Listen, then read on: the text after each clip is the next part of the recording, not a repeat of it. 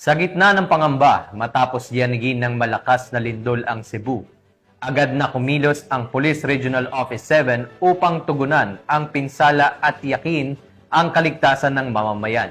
Mula sa mabilis na pagmomonitor ng sitwasyon hanggang sa aktwal na pagreresponde sa mga naapektuhan, nagpakita ng kahandaan ng Pro 7 sa pagtupad ng tungkulin.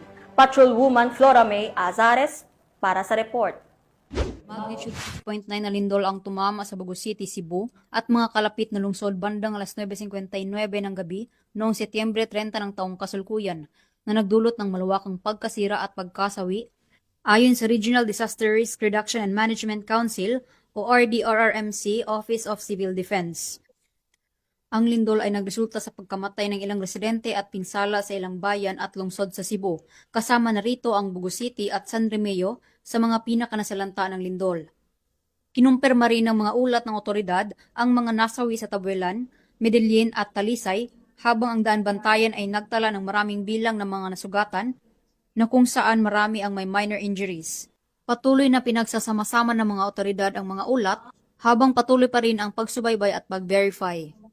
Naiulat din ang mga pinsala sa infrastruktura, 4 na gusali ang gumuho kabilang ang 3 sa Bugo City at ang sports complex sa San Remeo. Isang simbahan din sa daan bantayan ang naiulat na nasira.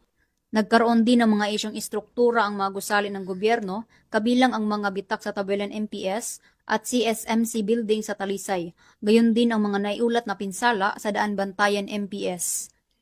Tiniyak ni Police Regional Office 7, Regional Director Police Brigadier General Edrico A. Maranan sa publiko na may mga search and rescue teams nang itinalaga upang tulungan ang mga biktima ng mga apektadong komunidad. Our personnel are on the ground conducting rescue and relief operations. We are closely coordinating with disaster response agencies to ensure timely assessment and assistance to those affected by this devastating earthquake, aniya. Ang kapulisan ng Pro 7 ay patuloy ang paghahatid ng tulong sa lugar ng mga nasalanta upang matugunan ang pangangailangan at malaman ang aktwal na kalagayan ng mga biktima ng lindol. Mula dito sa Cebu Police Provincial Office, ako ay inyong Police News Network Correspondent, Patrolwoman Flora May Azares, alagad ng batas, tagataguyod ng Balitang Pulis.